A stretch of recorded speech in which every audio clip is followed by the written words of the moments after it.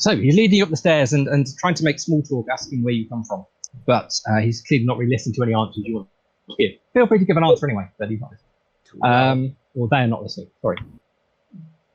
I'm probably going off on a fairly extensive list of values as taught to me by my mom. And small lessons for life. Surprisingly applicable to other things besides the moment of instruction. For example, do not eat the many-legged creatures. And that tends to be a lesson that you can take with you to many a situation, sir. Interesting. She sounds like an interesting character. Tell me, was she of a similar physical disposition to yourself? I draw back and narrow my eyes and say, are you sure that's an appropriate inquiry?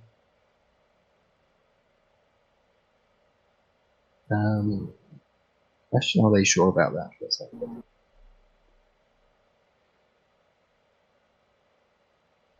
Yes, they are.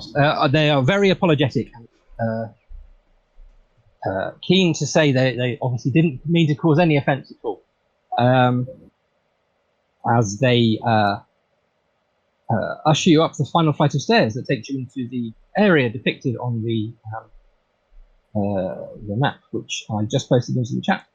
Okay, so the archivist directs your attention to, in the corner of the room, a somewhat grisly display behind a glass wall.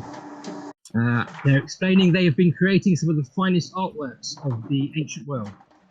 Okay, well, is this the wall directly across from where the staircase comes up? So I'm. Yes, there's a kind of a green blob, which. That green blob. Yeah, I got you. Yeah. Okay. The green blob is a table covered in green material, and surrounding it on various seats there are the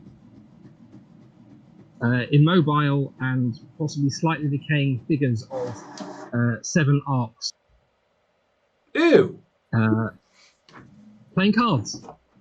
Oh, right. Okay then.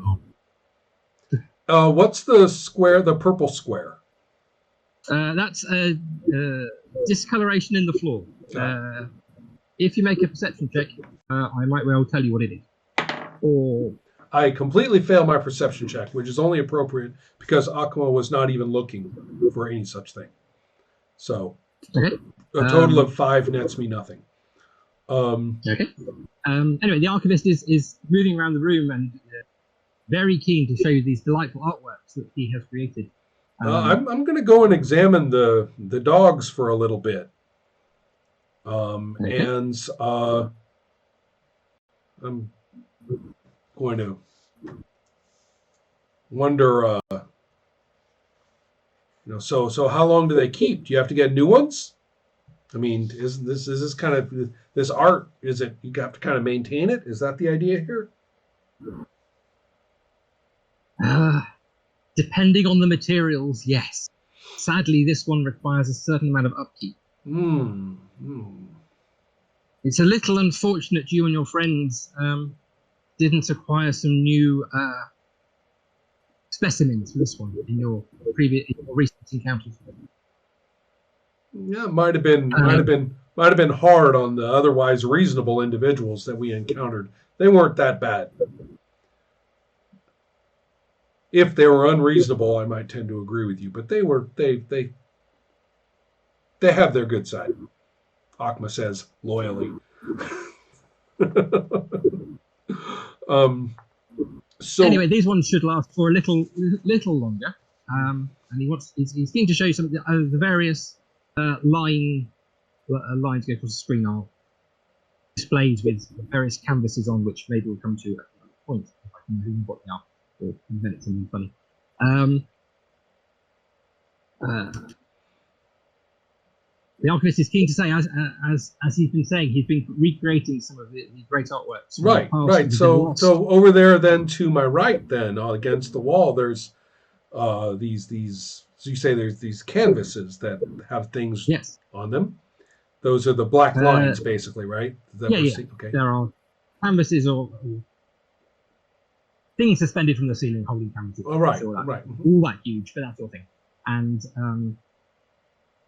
I don't know what else he has to do. I kind of well, I know what something further into the room is, but you can't see that yet. There are various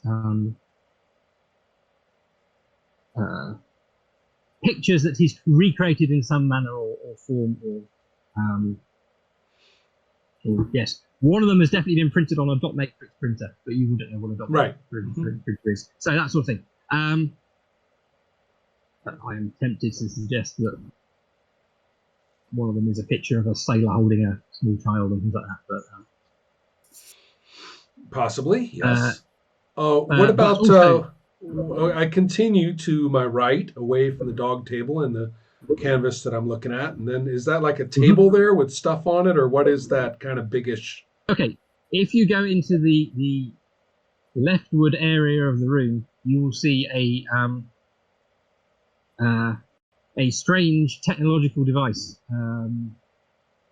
running as a big technical thing, maintaining within it what I haven't drawn properly, but there are two glass cases separated by a small space between them, and within the glass cases you can see, I'll give you this for free, divided in half. I should say the device is buzzing and whirring and sparks. Ooh, this is that big. This is the big box in the top left. Yes, the big box in the top left, and there's cables running all over the place. I see that. Yes. And in the glass case in the front, there are two separate glass tunnels going from floor to ceiling, and each one holds half of a humanoid figure. Ew, like cut in half? Bisected down the middle. And the humanoid figure looks like some sort of humanoid cat with weird tentacles coming out of its shoulders. Ooh.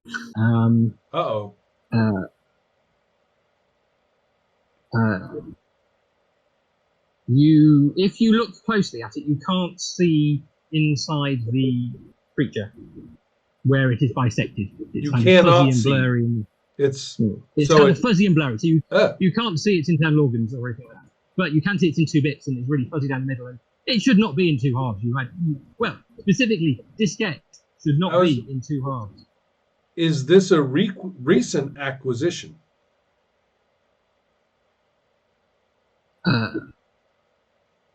Very much so. It took me a long time to find an appropriate creature to fulfill the function I required. So it's not just collected, it's doing something. It's maintaining its dual existences in some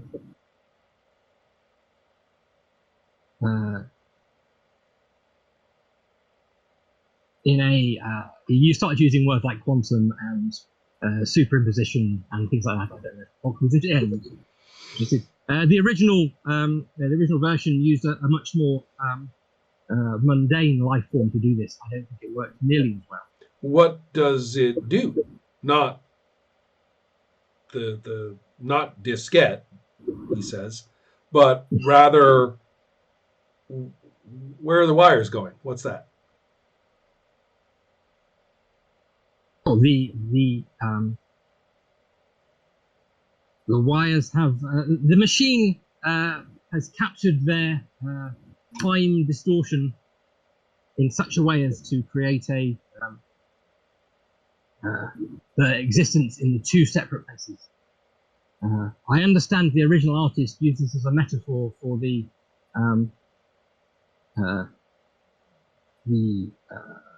dislocation between existence and man and person and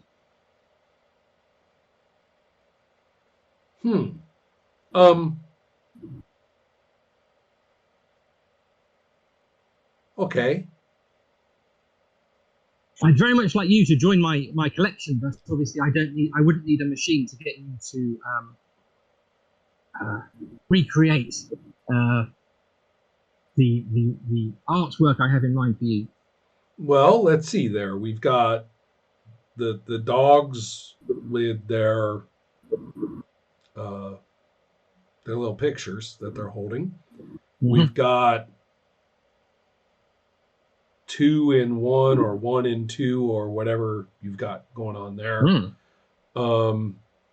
And then we have these pictures that you hung up around the place. Where would I go? Where's my spot? You would be more of a 3-dimensional artwork. No, I get that, but where would I be? Where would you put me? Where would I stand? He points over to the shaded box in the middle of the room. Oh, look at that! You got the spot all marked out for me. Absolutely. And perhaps you'd like to try it out. I have, and he produces a somewhat charred and damaged art catalogue, and shows you a picture of. I'm curious. Yeah, where's the model for my? He wants you to assume a position on the square if you'd like to, and he shows you what it looks like, and it is. I can't bother pulling anything up. Yes, Rodan's the finger. Well, what's that guy doing?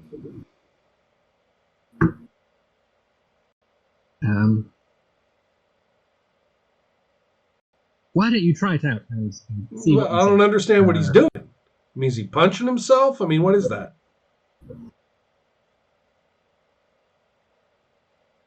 Who can know what was in the mind of a great artist? Well, hold on here. I need to understand everything. You've explained them so nicely, but I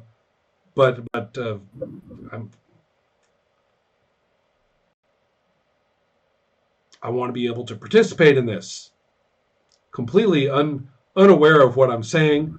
I need to be able to think about what I'm looking at and who I'm, what I'm doing, right? I mean, so I'm going to demand or politely request an explanation of each and every one of these hanging canvases. Oh, okay. I'm gonna have to roll for the office.